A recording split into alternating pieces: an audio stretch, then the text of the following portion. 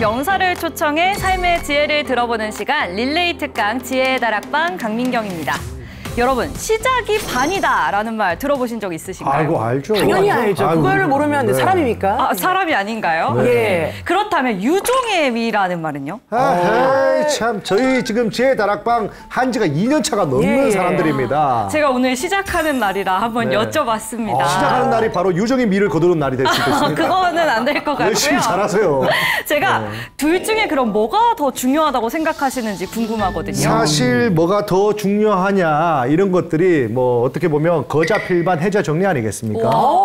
시작이 있으면 또 끝남이 있고 끝남이 있으면 다시 시작이 되는 거잖아요. 네. 이게 테두리처럼 물려있기 때문에 뭐가 더 중요하냐라고 말하기는 그렇지만 그래도 시작이 차라리 반이 낫다. 안 끝났으니까. 네. 유정의 미는 뭔가 끝난 것 같아서 좀 씁쓸할 것 같아요. 네. 저 같은 경우는 약간 좀 이렇게 유종의 미가 더 중요한 것 같아요. 네. 왜냐면 뭐 시작은 사실 쉽게 할 수 있어요. 네. 근데 이제 마무리하는 게 전 너무 쉽지가 않더라고요. 그렇죠, 마무리 그래가지고 네. 저는 유종의 미가 좀 더 중요하고 좀 더 어렵지 않나라는 생각이 듭니다. 네. 뭐 저도 약간 동의를 하는데 조금 맥락은 다릅니다. 이게 끝이 아름다워야 좋다는 얘기도 있고 처음에는 저는 결과를 되게 그러니까 어떤 과정이 되게 중요하다고 생각을 했는데 네. 스포츠를 좋아하다 보니까 결국은 이긴 사람만 살아남고 기억을 해주더라고요. 맞아요. 그렇네요. 그래서 결과가 중요하다. 끝이 중요하다. 중요하다. 어찌됐건 잘 되면 네. 마무리가 좋으면 된다. 네. 이런 생각이 들더라고요. 자, 우리 민경 아나운서님께서는 오늘 네. 처음 오셨어요. 그렇죠. 시작이 반이세요. 네. 자, 저는 그래서 시작이 더 중요하다고 항상 생각을 하고 있었거든요. 네. 왜냐하면 시작하려고 마음 먹는 그 순간까지가 저는 항상 좀 힘이 들었기 때문에 그렇게 생각을 해왔었는데 오늘은 이 끝이 더 중요한 이유를 제대로 짚어보고자 합니다. 오늘 지혜 다락방에서는 이 끝이 중요한 이유에 대해서 제대로 한번 알아보려고 합니다. 한림대학교 철학과 오진탁 명예 교수님 모시고 자세한 말씀 들어볼 텐데요. 교수님 어서 오세요.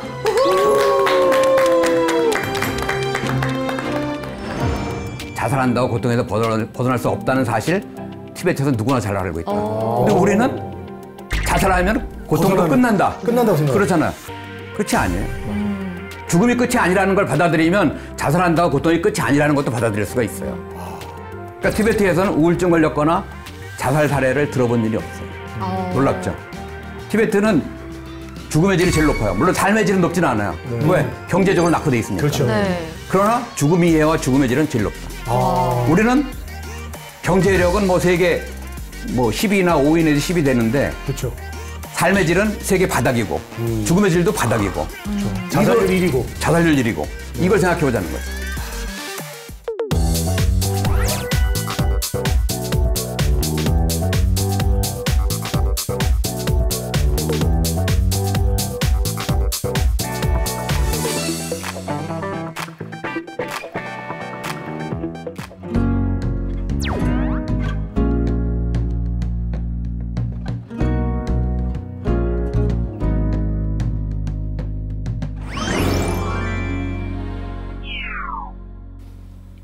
예, 안녕하세요. 반갑습니다.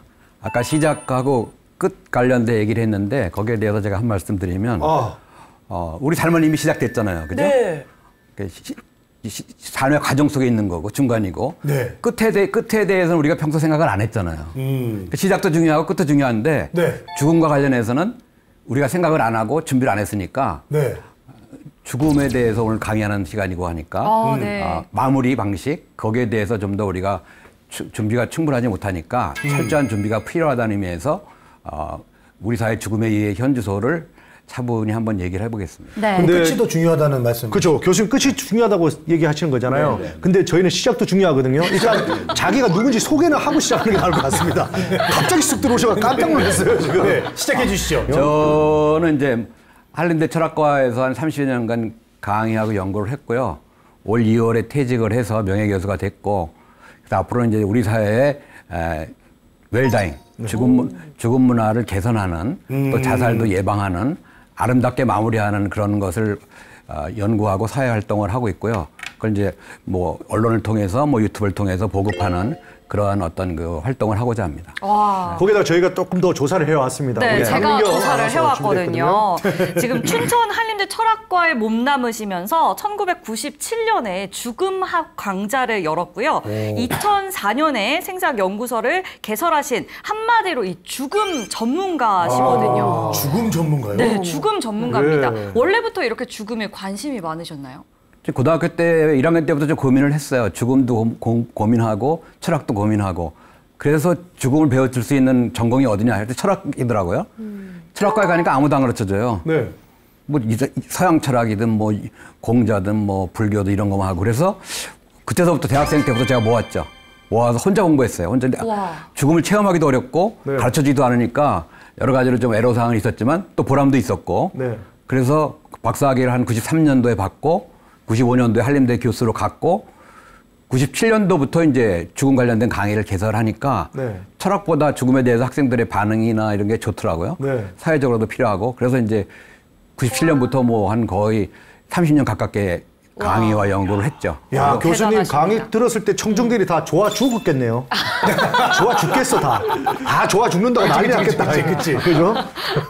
좋아서 죽겠고 좋아서 신나겠죠. 그러니까 왜냐하면은 그 철학이라는 게 평소 뭐 먹고 사는 문제, 경제 문제 이런 걸 우리가 다 생각하지만 죽은 문제는 피하잖아요. 근데 피해서 되면은 피하면 돼요. 피할 수 없는 거니까 그럴 때에는 정면으로 도전하고 수용을 하고 지혜롭게 대처하는 것이 좋다는 겁니다. 그래서 여기도 이제 지혜의 다락방이잖아요. 그죠? 네. 그런 것들이 이제 우리 지혜가 필요한 것이라고 생각을 하고 그래서 저는 이제 철학 대신에 죽음에 대해서 웰다잉에 대해서 다양한 활동을 하고 있습니다. 네. 그 교수님 그리고 아까 뭐 생사학 연구소라고 하셨는데 거기선 도대체 구체적으로 어떤 일을 하는 곳인가요? 그러니까 죽음과 관련된 다양한 현상. 우리는 삶과 죽음이 생사관이라고 그래서 삶과 죽음을 연관되어 있는데 삶과 죽음 속에서 죽음은 지워버리고 삶만 살다가 갑자기 죽잖아요. 아무 네, 준비 없이. 네. 불행하게 죽고 두려움 속에서 죽고. 그러니까 죽음의 질이 안 좋아요. 저는 간단하게 얘기하면 우리 사회 삶의 질이 왜 안 좋으냐. 죽음을 빼놓고 살기 때문에 그렇다고 얘기합니다. 그렇잖아요. 네. 돈이면 다 되는 것 같죠? 네. 삶에서 다 되는 것 같지만 실제로 죽음의 앞에 가면 다 되는 게 아니잖아요. 그러니까 한계를 우리 사회 가치관은 경제 중심의 가치관이 지배하고 있어요. 다른 가치관은 없어요. 경제는 발전했지만 경제는 발전해서 국민소득은 35,000달러가 넘었는데 행복하지는 않아요. 왜 그러죠? 이게 죽음을 빼놨기 때문에 저는 그렇게 지적합니다. 죽음을 빼놨기 때문에. 이게 또 귀결이 되네요. 네. 죽음을 빼놓으니까 네. 돈이면 다 되지만 우리 삶은 돈이면 다 안 되는 게 바로 죽음이거든요. 맞아요. 그러니까 지혜가 부족하게 돼요. 지혜의 다락방으로 들어가려면 죽음을 통과하자. 그래서 여러분들 잘 아는 스티브 잡스 같은 사람 있잖아요. 그 사람 17살 때부터 그런 죽음을 만났어요. 매일 아침 나갈 때마다 죽음에 대해서 거울 보면서 생각하고 내가 오늘 갑자기 죽더라도 편안하게 죽을 수 있는지 자기 거울 앞에 물어보고 그런 식으로 특이하게 했지만 가만히 생각해 보면 이게 이상한 게 아니라 지혜로운 원행이었다고 생각을 해요. 네. 그래서 그 사람이 스마트폰도 만들고 스마트폰이 세상 많이 바꿨잖아요. 그죠? 예. 그러니까 우리 사회의 삶의 질이 안 좋고 행복 만족도가 낮은 것은 바로 죽음을 지었기 때문이다. 그리고 오늘 이런 말이 있습니다. 자유가 아니면 죽음을 달라 이런 말이 있는데 네. 죽음의 강의 부탁드리겠습니다. 예. 그건 뭔 상관이 있습니까? 부탁드립니다. 죽음을 한번 같이 고민해 보겠습니다. 네네네. 그러니까 우리 사회 죽음의 현주소를 하나씩 제가 말씀드릴게요. 우리 사회 죽음의 현주소는 여기 4가지로 간단히 정리했어요. 죽음의 의례화 현상. 죽음의 의례화 현상이 뭘까요? 죽을 때 보통 요즘 병원에서 죽잖아요. 그렇죠. 혹시 그런 뜻일까요? 그렇죠. 그런 뜻과 관련되죠. 호스피탈 병원. 호스피스? 네, 호스피스 병원. 우리 동엽 씨는? 죄송한데 질문을 못 들었습니다. 집중을 해주셔야 왜냐하면 합니다. 죽음이라는 단어를 딱 마주하니까 네. 제가 어떤 대답도 할 수 없이 가슴이 먹먹합니다. 저는 왜냐하면 애 셋이나 있거든요. 죽음의 의례화 현상이 무엇을 뜻하겠어요? 그 이제 돈 있는 사람은 편안하게 죽고 돈 없는 사람은 정말 어렵게 죽는 게 이게 의료화 현상이 아닐까라는 생각이 듭니다. 그럼 또 물어볼게요. 네. 돈 많은 사람은 편안하게 죽어요? 그래도 1인실에서 편안하게 호화롭게 뭐 그래도 안 아프게 고통스럽지 않게 모르핀이라도 맞으면서 이렇게 죽을 수 있지만 돈 없는 사람은 아픈 거 다 느끼고 죽는 게 그러지 않을까요? 그런 면도 있는데 그럼 왜 재벌이 자살해요? 돈 많은 사람이. 그렇지. 그 지금 얘기한 것도 타당하다 일면에 불과해요. 아, 그래요? 그러니까 돈으로 죽음을 해결될 수 없는 거예요. 그렇죠. 그러니까 죽음의 의료 현상은 네. 의사는 죽음을 잘하는 것 같죠? 의과대학, 내가 한림대학 의과대학도 있고 병상도 굉장히 전국에서 제일 많은 곳 중에 하나인데 네. 의사들이 죽음에 대해서 체계적으로 배운 일이 없어요. 그렇죠. 그런데 의사들한테 죽잖아요? 네. 그럼 어떻게 되겠어요? 제대로 보살핌을 받을 수가 없는 거죠. 그렇죠, 그렇죠. 지금 우리나라 지금 의료가 여러 가지 복잡한 현상이 있는데 복잡한 일이 있잖아요. 지금 뭐 파업하고 예. 그것도 뭐 너무 죽음에 의료나 마지막 순간까지 보살피는데 의사나 이런데 거의 다 전적으로 의존하고 있는 거예요. 네. 그게 문제라는 거예요. 그런데 그러면서도 의사는 우리나라 전국 의과대학에서 죽음에 대한 체계적인 교육이 거의 없어요. 과목 자체가 없어요. 없죠. 전문가도 없어요. 네. 그런데 병원에 가서 죽는다. 이거는 모순이죠. 네. 그게 바로 죽음의 의료화 현상이에요. 예, 두 번째는 이제 죽음 이해의 부족. 첫 번째가 죽음 의료화 현상, 조금 전에 설명드렸고, 두 번째가 죽음 이해의 부족. 죽으면 다 끝난다. 하는 생각이 많아요. 사실 어떤 사건, 사고가 있어도 그 어떤 그 피의자가 죽음으로써 모든 사건이 덮이는 경우도 많이 있잖아요. 뭐 공소권이 없어진다고 그러더라고요. 네. 그러니까 그건 이제 이 세상에서의 이야기죠. 네네네. 그럼 사후세계가 없다는 것을 당연한 걸 전제로 해서 하는 거잖아요. 그죠? 그럴 수 있죠. 그렇잖아요. 네, 네. 그러니까 그게 너무 피상적이라는 거죠. 그러니까 죽음 이해의 부족이 심각하다. 죽음을 학교 교육에서 가르치고 있지 않아요. 여러분들 배운 적이 없었잖아요. 네. 없죠? 그러니까 뭐 대충 아무도 안 가르치니까 끝난다고 지금 다 거의 다 일반화되어 있는 게 문제라는 거예요. 그러니까 그 얘기는 더 자세히 또 앞으로 얘기할 거고. 세 번째, 자살 예비군 양산. 자살률 1위가 20여 년이고. 네. 김용 총재 아세요 혹시 여러분? 김용 총재? 모르겠습니다. 잘 모르겠습니다. 세계은행 총재, 한국은행 총재, 세계은행 총재로 유일하게 했잖아요 그 사람. 그분. 예, 기억납니다. 기억나죠? 예. 그러니까 유엔 사무총장도 있고 또 자랑스러운 게 세계은행 총재 김영 씨가 있는데 김영 씨가 그랬어요. 우리나라의 자살률 1위는 이건 국가적인 재난이다. 네. 역사 이래의 재난이다. 그런데도 대책이 별로 없어요. 없어요. 네. 심각하잖아요. 이게 다른 나라는 이런 식의 상황이 심각하면 국가적으로 모든 전력을 투구해서 계속 낮췄는데 핀란드라든가 일본도 우리나라보다 좀 많이 낮아졌고 네. 그런데 우리나라는 낮아지고 있지 않아요. 그래서 제가 생사 콘텐츠를 활용을 해서 자살 예방 그 프로그램을 만들었어요. 만들어서 제가 한림대에서 20여 년간 교육시켰고 한림대 만여 명 학생들한테 너네들 우울했거나 우울감, 우울증 걸렸거나 지금 자살 시도했거나 그런 거 아무한테도 고백하지 못한 거 나한테 와라. 내 강의로 와라. 그렇게 공개적으로 얘기하면서 가르쳤어요. 그러니까 자살 예방할 수 있는 뭐 프로그램을 세계적으로 제가 개발했기 때문에 그걸 우리나라에 깔고 싶어. 근데 깔아야 되는데 이 사람들이 그 프로그램의 가치를 몰라. 죽음에 대해서 관심 없으니까. 네, 그래요. 그게 좀 문제입니다. 그런 거 있고.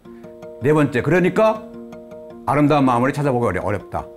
죽음을 모르는 의사한테 죽음을 맡기고 죽음을 아무도 가르쳐주지 않고. 둘째. 셋째, 자살 예비군이 양산되는 상태니까 아름다운 마음을 찾아보기 어렵고. 그러니까 삶의 질, 행복 만족도도 낮은 거예요. 자, 그래서 그 죽음 끝이 아니란 이야기 관련해서 미국의 예일대 하면 우리나라 사람들이 굉장히 높이 평가하잖아요. 네. 거기 셜리 케이건 교수가 있는데 이 사람이 저 오른쪽에 있는 책이 이제 그 양반 책이고 10만 권 이상 우리나라에서 나가는 베스트셀러가 됐고 세계적으로도 그렇고. 그래서 그 사람은 이제 죽어도 영혼은 계속 살아남는다라는 이야기를 정면으로 반박했어요. 이렇게 말하는 사람도 있지만 육체가 죽으면 영혼도 존재하지 않는다라고 이 책에서 얘기를 했어요. 근데 참 이 책, 내가 그래서 이 사람이 이렇게 아주 자신 있게 얘기하고 또 철학 교수니까 또 미국에서 죽음 강의로서 유명한 3대 명강이라고 그러잖아요. 네. 그래서 이 책을 원서를 찾아보고 했어요. 했는데 문제점을 제가 발견했습니다.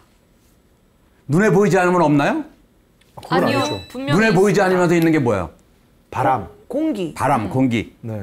또 사랑. 사랑. 왜 사랑하고 있죠? 음성. 음성도 보이지 않죠. 들리죠. 네. 그렇죠. 그까지 더 나가서 전파. 전파. 핸드폰 터지잖아요. 그러니까는 요새는 물질주의, 경제만능 물질주의가 돼가지고 눈에 보여야만 있는 걸로 착각을 하지만 눈에 보이지 않지만 있는 것들이 많아요. 네, 그렇죠. 그래요. 사랑의 전파를 느끼죠? 네. 느끼는 것 같아요. 느끼는 것 같아요. 그렇게 믿고 명선 있습니다. 씨도 느끼죠? 네네. 이 두 분들이 결혼을 얼마 안 남겼던 사람. 그러니까 사랑이라는 게 분명히 있는 거죠? 네네. 눈에 안 보인다고 없는 거 아니잖아요. 그렇죠. 네. 그럼 영혼은 있어요, 없어요? 있다고 생각해요. 있죠. 있습니다. 죽으면 다 끝난다고 생각했잖아요. 근데 교육적으로는 영혼은 있다. 교육적으로. 아니, 교육적으로 말고 본인이. 저는 사실은 죽으면 끝입니다, 그냥. 그러니까 솔직하게 얘기해. 네. 아무것도 없어요, 뭐. 저기 저도요. 바꿔시라. 제가 죽으면 이 세상은 끝난다고 생각을 하고 있어요. 그렇죠. 예. 근데 누구한테 배웠거나 자기가 열심히 연구했거나 그런 적은 없죠. 그런 건 없죠. 아니고 이제 없어요. 그렇죠. 예. 네. 좋습니다. 그리고 그 영혼들이 그렇게 많이 있다면 살 수 있겠습니까? 우리나라가 만들어져서. 그러니까 엘리베이터에 혼자 네. 타도 영혼들이 꽉 차 있을 텐데. 그러니까요. 그러니까 그게 그 다른 같은 곳에 있더라도 네. 느낄 수 없는 것들이 있어요. 네. 전파 같은 경우 엄청나게 많이 돌아다닐 거 아니에요. 네. 그렇죠. 우리 사는데 지장 없어요. 네. 그렇죠. 그건 그렇네요. 그렇잖아요. 네. 그러니까 이제 어쨌든 육체적인 물질적인 생각으로 영혼의 세계나 다른 세상을 재단하면 안 됐네. 안 되는 거예요. 여기 일리가 있네요. 그러네요. 자, 보이지 않는 영혼은 과연 있는가 없는가? 민경 씨. 저는 있다고 믿어야 조금 먼저 세상을 떠난 소중한 사람들이 또 행복할 거라고 믿는 그런 이유가 되지 않을까. 착하네. 네. 역시 사랑의 힘은 센 것 같습니다. 자, 근데 셜리 케이건의 원서를 제가 조사를 해봤어요. 번역서도 보고. 근데 죽음은 끝난다라고 얘기했지만 첫 번째 또 죽음을 모른다는 말도 동시에 하고 있어요. 여러 번 나와. 그럼 두 가지 말을 하면 안 되잖아요. 네. 그러네요. 죽음은 1번, 죽음은 다 끝난다는 말은 죽음을 잘 안다는 말이죠. 네. 그런데 두 번째는 죽음을 모른다는 말이죠. 두 가지 말을 반복해요. 아니, 이 교수님은 그래도 저명한 교수 같은데 뭐 이렇게 모순적입니까? 아까 또 죽는 거는 뭐 다 끝났다 했다가 또 안 끝났다 했다가 대체 왜 이러시는 겁니까? 저한테 물어보지 말고요. 아, 직접 물어보실까요? 제가 영어가 안 돼가지고 좀. 자, 그게 저 사람은 제가 볼 때 철학 교수고 철학에서 윤리학을 전공한 교수예요. 네. 저는 우리나라 철학 교수나 윤리학 교수하고 죽음을 얘기하지 않습니다. 왜요? 그 사람들 몰라요, 죽음을. 책 속에 있는 죽음만 얘기하니까, 철학 책 속에. 이제 저 사람도 바로 그런 모순에 빠진 거더라고요. 저 사람은 생사학이나 죽음 문제를 평생 연구한 사람이 아니에요. 아닌데도 어쨌든 죽음을 강의를 윤리학 전공 입장에서 한 거죠. 그러니까 지금 좀 뭔가 안 맞는 거죠. 안 맞는데 일반 사람들 혹은 뭐 그 사람들 그 문제점을 모르는 겁니다. 네.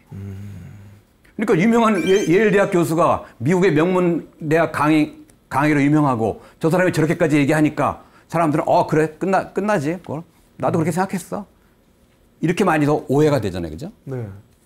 그러니까 이런 게 문제라는 거죠. 그러니까 저 사람은 죽음을 모른다고 얘기하는 것이 오히려 더 현명한 지혜로운 말이라고 생각을 해요. 자기가 잘못 얘기함으로써 큰 문제가 많이 파산됩니다. 그러니까 죽음을 끝난다고 얘기한다 해도 그것이 아무런 흠이 되지 않아요. 왜 대부분 사람들 그렇게 생각하니까 99% 되는 사람들이 모르니까. 네. 여러분 제 주위에는 죽음을 보는 사람이 있습니다. 오. 보통 사람들은 못 봐요. 예. 예? 보통 사람 안 보이잖아요. 죽은 사람을 본다는 거예요? 영혼과 대화하기도 하고. 식스센스예요? 그 쇼 아닙니까? 우리 거짓말 하는 사람 빼고, 쇼하는 사람 빼고, 실제로. 실제로 있어요? 실제로 있어요. 식스센스가 있네 진짜로. 있어요. 우와. 테마상가. 아니, 무속인 경우 우리 주위에서 자꾸. 무속인들 보죠. 무속인들 보잖아요. 예. 무속인들도 그런 유형이에요. 물론 무속인 중에서 사기꾼이 있어요. 사기꾼 빼고. 예. 실제로 그 사람들이 그런 영감을 받아요. 맞아. 근데 우리나라는 무속이라는 게 굉장히 오래된 역사가 있는데 그걸 천시하잖아요. 그죠? 네, 사실. 천시하지만 그게 사실은 우리의 고유의 민간 신앙이에요. 그렇죠. 근데 보통 사람들은 죽음을 보지 못하고 죽은 사람의 영혼을 느끼지 못하니까 끝난다고 착각을 하는 거예요. 네. 근데 그런 사람들은 모른다고 얘기하는 것이 맞다. 끝이 아니라고 말하지도 말고 끝이라는 말도 하지 말고 모른다고 하는 것이 맞는데 그냥 첫 번째 셜리 케이건 교수처럼 죽으면 끝난다라고 얘기하는 거죠. 교수님 지금 얘기 쭉 듣는데 교수님도 잘 몰라 하시는 것 같은데. 몰라 계속 똑같은 얘기를 반복 돌려막기 하는 듯한 느낌이 좀 듭니다. 죽음을 다 안다고 얘기할 수는 없어요. 그렇군요. 죽음은 그만큼 어려운 겁니다. 네, 그렇습니다. 자, 그래서 한번 물어볼게요. 첫 번째, 죽음을 체험한 적이 있는가? 없잖아요. 없죠. 그럼 이 자리에 없죠, 있을 없죠. 수가 없죠. 네. 두 번째, 죽음을 충분히 조사하고 공부한 적도 없잖아요. 없죠. 그럼에도 불구하고 죽음은 끝난다라고 얘기하잖아요. 그죠? 네. 그러니까 죽음을 모른다고 얘기하는 것이 현명하다는 거지. 그렇잖아요. 이게 여기서 좀 많이 착오가 나오는 것 같아요, 사람들이. 근데 저 철학의 출발점이 뭐예요? 내가 누구냐? 나는 아무것도 모른다. 이런 데서 시작되는 거 아닙니까? 그렇죠. 소크라테스가. 소크라테스 그게 현명한 말이에요. 그렇죠. 모른다고 얘기하면 네. 겸손해지잖아. 예. 또 마음을 비우게 되잖아. 그렇죠. 어떤 결과든지 받아들일 수 있게 되잖아. 그러니까 네. 끝난다, 안다 얘기하면은 뭔가 잘 모르는데도 아는 것처럼 하게 해야 되니까. 예. 그래서 철학이라는 게 그래서 소중한 거라고 봐요. 소크라테스가 중요한 말을 했다고 봅니다. 너 자신이 제대로 알지 못한다는 것을 알아라. 그것이 철학의 출발점이야. 너 자신을 알라. 너 자신을 알라. 그렇지. 그래야 시작하니까. 예. 근데 보세요. 여기 이제 티베트의 달라이라마가 이렇게 얘기를 해요.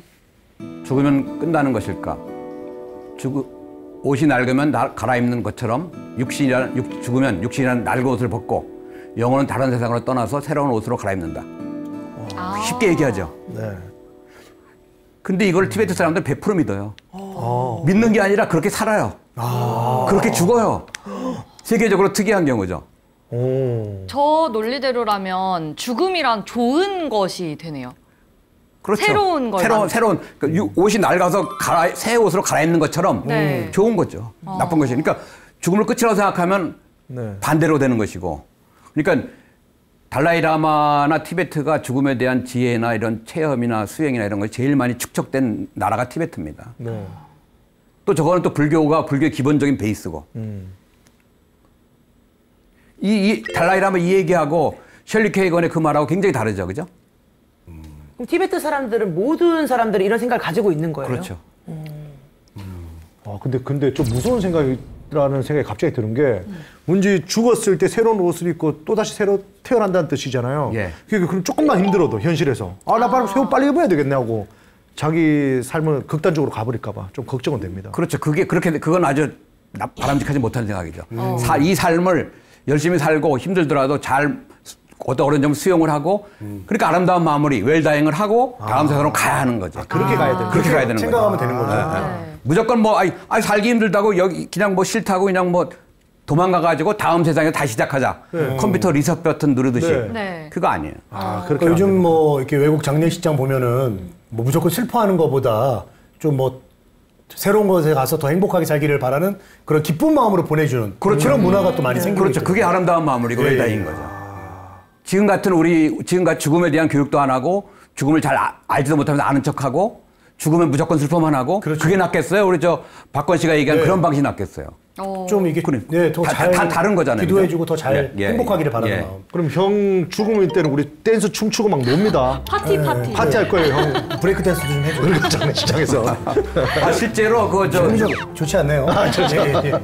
실제로 누구더라? 영상에서 그런 일들이 있어요. 네. 우리나라에서도 문익환 씨 어머니가 돌아가셨나? 그때 이제 고은 씨가 술 먹고 춤추고 노래하고 막 이런 것들. 문화예술인 경우에는 그렇게 장례식을 하는 경우가 있어요. 네. 자, 이거 보세요. 아까 티베트 얘기와 관련해서 천장 얘기가 나오는데 사진이 이제 천장터의 가운데 바위가 있고 거기에 시신을 놓고 그 아래 스님들이 이제 염불하고 이제 49제를 지내고 독수리들이 예식이 끝나면 이제 그 시신의 고기를 먹으려고 하는 사진이에요, 그게. 저 비둘기가 아니고 독수리입니다. 독수리군요. 실제 사진을 보여주면 조금 이제 잔혹한 느낌을 받을 것 같아서 그걸 그림으로 바꾼 거고. 그러니까 티베트의 상식 보세요. 죽는다고 끝나는 게 아니다. 죽으면 영원히 시신에서 벗어난다. 그리고 티베트인들은 누구나 천장을 원한다. 그러니까 차분히 생각해 보세요. 천장이라는 것은 시신이 죽으면 일주일 뒤에 푸대자리에 넣어가지고 부모님 시신을 푸대자리에 넣어가지고 천장터에 가서 독수리한테 주는 것하고 그런 천장하고 화장하고 매장하고 뭐가 다르죠? 화장은 불에 태우는. 화장은 불에 태우는 것이고 태워서 없애는 거고. 매장은 땅에 묻는 거고. 네, 어떤 면은 시신 처리 방식에서 크게 천장이 잔혹하다고 만약에 죽음이 끝이 아니고 영원히 시신에서 분리되면 남은 건 시신 고깃덩어리만 남는다고 한다면 천장을 받아들일 수 있는 거잖아요. 네. 그렇다고 한다면. 네. 티베트 사람들은 받아들이니까 저거를 누구나 다 원하는 거예요. 그러니까 죽음 이해가 그만큼 다른 것이 바로 장례 방식에서 차이가 나고 삶의 방식에서 또 차이가 나는 거예요. 그러네요. 자, 제가 티베트 다큐 촬영도 갔어요. 다큐 촬영도 가서 그 20대 여성이 말한 거예요. 삶도 과정이고 죽음도 과정이다. 죽음은 끝이 아니다. 자살한다고 고통에서 벗어날 수 없다는 사실 티베트에서 누구나 잘 알고 있다. 근데 우리는 자살하면 고통도 끝난다. 끝난다고 생각해요. 그렇잖아요. 끝이 아니에요. 죽음이 끝이 아니라는 걸 받아들이면 자살한다고 고통이 끝이 아니라는 것도 받아들일 수가 있어요. 그러니까 제가 자살 예방 콘텐츠는 죽음이 끝이 아니라는 것을 알기 쉽게 다양한 사례를 통해서 또 영상 자료도 다양하게 있고 다큐에서 찍었잖아요. 그렇게 설명을 해주는. 그러면 자살 생각 안 해요. 그러니까 티베트에서는 우울증 걸렸거나 자살 사례를 들어본 일이 없어요. 놀랍죠? 티베트는 죽음의 질이 제일 높아요. 물론 삶의 질은 높지는 않아요. 왜? 경제적으로 낙후돼 있으니까. 그렇죠. 네. 그러나 죽음 이해와 죽음의 질은 제일 높다. 우리는 경제력은 뭐 세계 뭐 10위나 5위 내지 10위 되는데 그렇죠. 삶의 질은 세계 바닥이고 죽음의 질도 바닥이고 자살률 1위고. 자살률 1위고 이걸 생각해 보자는 거죠. 그러니까 죽음을 생각하면 삶이 달라진다는 거죠. 네. 자, 천장터를 제가 또 촬영을 갔어요. 천장터를 순례하러 왔어. 저 티베트인인데 3일간 버스를 타고 저기 4명의 가족이 있죠, 사진에. 네. 부부가 있고 누워있는 사람이 왼쪽 사진이 저 아들이고 한 7살쯤 됐어요. 그 옆에 있는 사람이 이제 조카래요. 천장터에 누워보는 거예요. 자기도 죽으면 천장하겠다고. 어이구. 저게 죽음 준비 교육인 거예요. 네. 티베트 사람들 놀랍게도 100% 죽음은 끝이 아니고 인간한테 영혼이 있고 그래서 천장을 지내는 거예요. 아이들이요. 아이들까지도. 아니 근데 사실 우리나라는 뭐 이렇게 좀 힘든 일 있으면 죽겠다 그러면 어른들이 야 그거 너 죽는다 막 그렇게 함부로 하는 거 아니야? 그렇게 얘기하는데 티베트에서는 어린이들도 그냥 태어날 때부터 이렇게 죽음에 대해서 자연스럽게 받아들인다는 거 아닙니까? 그렇죠. 네. 놀라 티베트인 상식이라고 얘기했잖아 아까. 네. 죽음은 끝이 아니고 인간한테 영혼이 있고 죽으면 또 천장을 원하고. 그게 우리의 상식하고 완전히 대비되잖아요. 그걸 왜 그렇게 되는지 잘 생각해 볼 필요가 있다는 거예요. 어렸을 때부터 저렇게 일상에서부터 죽음을 경험하면 그렇죠. 진짜 죽음에 대한 생각이 달라질 수밖에 없을 달라지죠. 것 같아요. 달라지죠. 네. 달라지죠. 그러니까 우리의 삶의 방식에 우리의 삶의 죽음을 깊숙이 들여오게 하는 것이 현명한 거다. 네. 죽음이 들어오지 않으니까 경제적 사고방식으로만 다 채워놨잖아요. 그죠? 네. 돈으로 안 되는 게 어디 있어요. 돈이면 다 내가 생각하잖아요. 네. 특히 20대, 30대는 더 심해요. 그게 갈수록. 맞아요. 근데 돈이 안 되는 거 많아요.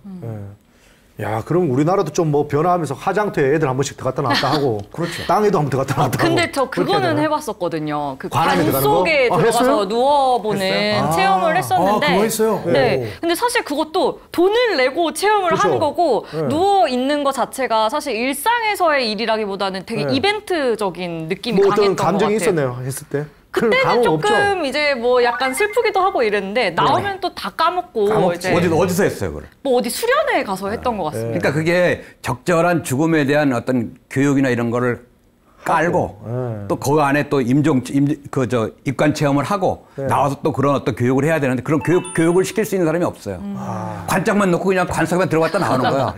들어갔다 나오면 다 잊어버리지. 그게 문제지. 아, 그렇네요. 그러니까 이게 내가 대학생들하고 죽음을 가르쳐 봤잖아요. 네. 젊은 사람들일수록 죽음을 배워두는 것이 좋습니다. 그러니까 이게 죽음을 배우면 삶이 달라진다. 질이 달라지겠네요, 진짜. 교육이 동반돼야 되는데 그렇게 따지면 제 방도 거의 입관하는 수준이거든요. 네, 저 매일매일 입관합니다. 방이 좁아가지고. 네, 아무 의미 없어요.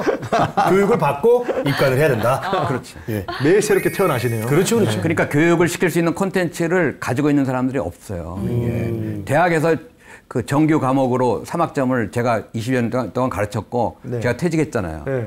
근데 이제 없어요. 전임 교수가 없어요. 죽음을 가르쳐. 그러니까 이제 그런 거를 제가 이제 사회적으로 보급하기 위한 노력을 하고 있는 과정이 있습니다. 네. 그래서 철학 대신 생사학을 연구한. 제가 철학을 좋아했는데 고등학교 1학년 때부터 철학이라는 게 참 좀 갈수록 좀 위화감을 많이 느꼈어요. 그러니까 죽음에 대한 이야기를 하게 되면 철학 교수들이 탁상공론이라는 말을 하죠. 탁상공론. 네. 철학책 속에 있는 죽음이라는 것은 다양해요. 가지각색이에요. 근데 나는 죽음의 실제를 전언한다. 실제의 죽음의 모습을 원한다. 그것이 지금 우리나라 철학에서는 배제됐다. 그래서 철학 교수라고 죽음을 얘기하지 않습니다. 근데 셜리 케이건하고도 죽음 얘기하지 않아요. 그러니까 철학하고 생사학은 거리가 벌어졌어요. 생사학이란 말이 좀 생소할 텐데 삶과 죽음의 균형. 삶만 초점 맞추고 죽음을 지우는 일반적인 그런 것이 아니고 삶과 죽음의 균형. 더 죽음을 공부함으로써 삶을 더 의미 있게 살 수 있도록 이끄는 그러한 것이 저의 목표입니다. 네. 근데 이걸 철학 교수들이 이해를 안 하더라고요. 그래서 이해를 안 하면 같이 안 갑니다. 따로 갑니다. 제가 2007년에 철학회에서 발표를 했어요. 생사학의 죽음에 대해서 발표를 이대에서 하고 한 200여 명 교수 있는 데에서 야, 철학이라는 게 사회적 역할이 부족하니까 죽음을 가르치자. 전공이나 교양에서 내 콘텐츠를 다 공유하자. 네. 제안을 해서 2007년에 이대에서 지금까지도 답을 준 교수가 아무도 없어. 그래서 저는 이제 철학 대신 생사학을 공부합니다. 그러니까 죽음을 누가 무엇을 어떻게 가르칠까? 이것이 쉽지가 않아요. 체험할 수가 없어요. 네. 그러니까 문턱을 넘어가기 어렵다. 네. 근데 너튜브나 이런 거 보면 이게 죽었다가 갑자기 깨어났다. 그런 분들의 어떤 얘기를 들어볼 수 그건 있죠. 어떨까요? 예. 유튜브도 제가 유튜브가 유행하기 전에 네. 동영상을 모았어요. 한 3,000기가를 모았는데 죽음과 자살에 관련해서. 네. 왜냐하면은 체험을 시켜줄 수 없으니까. 그러니까요. 그 동영상을 죽음 관련 동영상을 모아서 그걸 교육으로 활용을 했죠. 유튜브에도 보면 그런 영상들이 있어요. 맞아요. 영상들이 있는데 일반인들은 그때 가짜거나 조금 더 왜곡되거나 그런 것하고 진짜 의미 있는 죽음 관련된 교육, 죽음 체험 그런 것들은 구분하기가 좀 쉽지는 않겠죠. 그죠? 그래서 제가 꿈꾸는 것 중에 하나가 웰다인 체험관을 했으면 좋겠어요. 왜냐하면 체험할 수 없으니까 유튜브를 활용을 하고 생사 콘텐츠를 활용을 해서 웰다인 체험관을 만들어서 그걸 교육을 시키면 원하는 사람들 그러면 이제 삶이 바꿔지니까 자살 예방도 하고 그러한 것이 제가 기획을 했는데 뭐 실현되려면 시간이 많이 필요할 것 같아요. 처음에 이제 교수님께서 의료학적인 거 얘기하셨었는데 예. 그 너튜브 얘기 나온 김에 보니까 인도나 남미에서 실제로 의사가 사망 판정을 내렸는데 이제 3일 정도 있다가 가족이 우연히 이제 시신이 움직이는 걸 보고 이제 급하게 살렸거든요. 그럼 그분은 2승까지는 안 가도 중천 정도는 간 거 아닐까요? 그렇죠. 예. 그렇죠. 그런 걸 임사체험이나 이런 유형으로 써. 임사체험은 뭐냐면 예. 영어로 near death experience인데 예. 죽음에 가까이 갔던 체험이다. 예. 실제로 의학적으로 죽음 판정 받았는데 다시 살아났어요. 살아나는 경우가 있어요. 그러니까 그게 이제 그게 왜 그러냐면은 근데 지금은 그게 어려워요. 병원에서 죽으면. 왜 어려울까요? 바로 화장해버리니까. 바로 병원에서 죽잖아요. 이 사람 죽었어. 그러면 바로 냉장고 속으로 들어가요. 아이고, 그럼 냉장고 속으로 들어가면 깨어나도 나올 수가 없어. 그러니까 그게 병원에서 죽는 게 그렇게 좋은 방식이 아니에요. 냉장고 속으로 들어가니까. 절대 난 병원 안 가야 되겠다. 집에서 돌아가시 그러니까 한 이틀 있다 뗄 수도 있잖아. 그러니까. 75% 정도가 병원에서 죽어요. 근데 집에서 임종하기 위한 어떤 그런 사회적 시스템이 안 만들어져 있어. 그게 문제예요. 오히려 집에서 돌아가신 분들을 이제 나중에 보면 막 과학수사대 오고 막 응급구조대 오고 오히려 뭔가 절차가 엄청 복잡해지더라고요. 그러니까 그게 사회 시스템이 만들어지지 않은 거예요. 다 병원에 가서 죽게. 그냥 또 죽으면 죽었다는 판정을 의사가 와야 되니까 네. 의사가 왕진하고 오는 것도 쉽지가 않잖아요. 네. 또 이제 뭐 경찰도 오고 뭐 어쩌겠죠 하니까 네. 그런 것들을 좀 간소하게 좀 할 수 어떤 어떤 살해당했다는 그런 네. 것이 혐의점이 없다고 한다면 네. 그런 식으로 재택 임종을 활성화돼야 되는데 그러니까요. 그것이 보건복지부나 우리 사회적으로 준비가 안 돼 있어요. 어쨌든 죽었다 깨신 분들 그런 분들 다 교수님 시켜드려야 되는 거 아닙니까? 제일 잘할 거 아닙니까? 제가 몸이 여러 개 하면 다 쫓아다니겠습니다.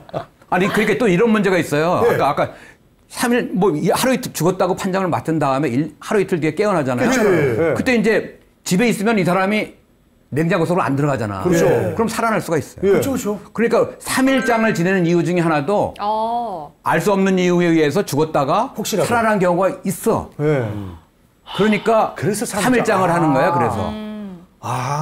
그러니까 이게 지금 여러 가지로 죽으면 무조건 병원에서 죽으면 저 냉장고 속으로 들어가는 문제가 일단 그걸 막아야 되겠네요. 예? 그거 막아야 되겠어. 그거를 냉장고 바로 못 넣게.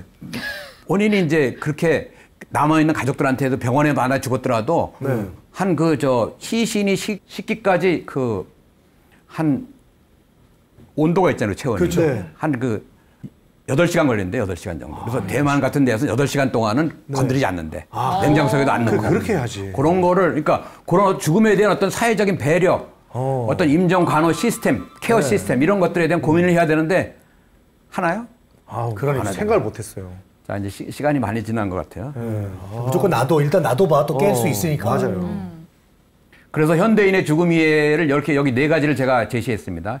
첫째, 육체 중심으로 죽음을 이해하고 죽음은 다 끝나고 영혼을 인정하지 않고 죽음, 두려움, 절망으로 간주하고 되게 이렇게 생각하지 않아요? 네. 딱 이게 들어집니다. 거의 일반합니다. 일반. 네. 그렇습니다, 저희가. 그렇죠. 이게 문제죠.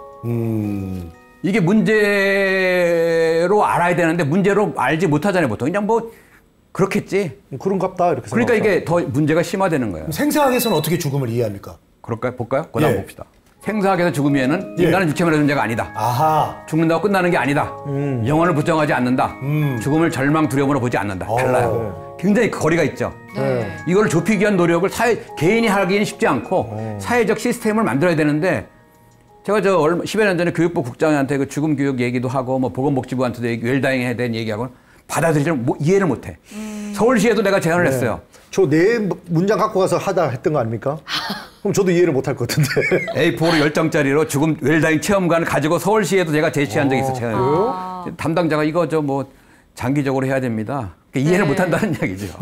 한국인들은 항상 빨리빨리 그리고 열심히 살아야 된다고 생각을 하기 때문에 죽음의 때까지 알아야 될 시간이 필요하다고는 필요성을 못 느낄 것 같아요. 그래서 여기 MZ조차도 못 이해를 못하니까. 네. 그러니까 큰일 났네요. 그러니까 진짜. 빨리빨리도 좋은데 빨리빨리 안 되는 게 있어요. 맞아요. 남녀간에 딱 만나서 처음에 불꽃처럼 사랑할 수도 있지만 한 1년 6개월 걸리기도 하잖아요. 그죠? 사랑이. 네. 인간이라는 게 시간이 많이 필요해요. 그리고 아니 뭐 3살짜리한테 영어 교육 시켜서 5살 되면 영어 유치원 보내요? 그거 정상이 아니잖아요. 정상이 아니야. 그렇죠. 요즘 그거 폭력이고 그거예요. 네. 죽음도 마찬가지예요. 자, 그러니까 우리 사람들의 일반적인 죽음 이해와 생사학의 죽음 이해의 거리를 좁히기 위한 사회적 노력을 개인적 노력도 필요하지만 사회적 노력이 필요하다는 얘기. 네. 네. 그렇네요. 여기 보세요. 이것도 좋습니다. 죽음을 모르는 이유는 뭐냐? 죽음을 다 끝난다. 이렇게 생각하니까 그래요. 네. 좋죠. 왜 그러냐? 의식 영역에 갇혀 있다는 거야, 우리가. 의식 영역이 확장되어야지만 죽음을 잘 이해할 수 있다. 우리는 육체와 물질에만 본다, 의식으로. 인간한테 의식만 있나요? 또 뭐가 있나요? 의식. 뭐가 있을까요? 그분들이 또 남겨놓은 재산이 유산이 있지 않겠습니까? 상속. 네. 그것도 이제 개그하신 거. 의식 있고 무의식도 있잖아요. 아, 무의식. 무의식도 있고. 무의식 있잖아요. 있죠. 네 했다고 그랬잖아, 지난번에. 무의식이 엄청 커요. 네. 의식은 쪼만해. 의식 영역에 갇혀 있으니까 죽음이 안 보이는 거예요. 그러니까 죽음을 끝난다고 생각하고 죽음을 모르는 이유는 뭐냐? 우리가 의식이 갇혀 있다. 네. 근데 우리 교수님 말씀이 조금 공감하는 부분이 저희 외할아버지 외할머니가 돌아가신 지가 좀 됐습니다. 근데 제 젊을 때 돌아가셔가지고 그때 사는 게 바쁘다 보니까 별로 의식을 안 했어요. 그렇지. 근데 제가 이제 돌아가신 지 한 10몇 년, 한 20년 됐거든요. 문득 할아버지가 했던 말들이나 할머니의 어떤 행동, 양식들이 떠오를 때가 있어요. 그러면서 저도 아이들 또 가르칠 때 할아버지 할머니한테 배웠던 걸 또 알려주고 그런 상황이 벌어지더라고요. 그래서 한 번씩 생각이 나더라고요. 예. 네. 또 하나는 죽음은 끝이 아닌 것을 증명해달라고 그러잖아요. 누가 자기가 자기 죽음을 증명해야 돼요. 전문가가 증명해도 받아들이는 사람이 받아들이지 않을 수가 있어요. 아, 그렇죠. 전문가의 증명이 필요한 게 아니에요. 나의 죽음이니까. 네. 자기가 증명하세요. 자기가 육체만의 존재인지 자기한테 영혼이 있는지 없는지 끝이 아닌지 그게 핵심의 포인트다. 죽음의 문제가 아니라 네. 자기가 포인트라는 거예요. 네. 자기가 자기 자신의 존재를 얼마나 깊이 있게 이해하느냐에 따라서 죽음 이해는 결정된다. 그건 진짜 맞네. 이순신 장군이 나의 죽음을 알리지 말라 했잖아요. 네. 그리고 알리지 않았더니 지금도 우리 마음속에 살아있잖아요. 그렇지. 우리 대한민국 국민들이 다 알고 있잖아요. 전문가의 증명을 요구하지 말고 네. 전문가가 다양하게 증명해도 여러분들이 받아들일 준비가 안 돼 있으면 받아들일 수가 없는 거예요. 네, 그러니까는 증명은 자기가 자신한테 해라. 진지하게 죽음을 공부해라. 죽음을 네. 준비해라. 네. 그리고 죽음을 잘한다고 끝난다고 단정 짓지 말고 모른다고 생각하고 거기서부터 출발하자. 네.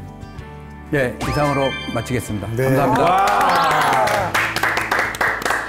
네, 오늘 강연 내내 죽음에 대해서 이야기 나눠봤는데요. 사실은 삶을 대하는 태도에 대한 그런 이야기가 아니었나 싶습니다. 교수님의 강연 덕분에 죽음에 대한 우리 사회의 현주소와 또 어떻게 죽어야 할지 생각해보는 계기가 된 것 같습니다. 오늘 지혜의 다락방 여기서 마치도록 하겠습니다. 다음 시간 오진탁 교수님과 다시 만나 뵙도록 하겠습니다. 네, 함께해 주신 여러분 감사합니다. 안녕.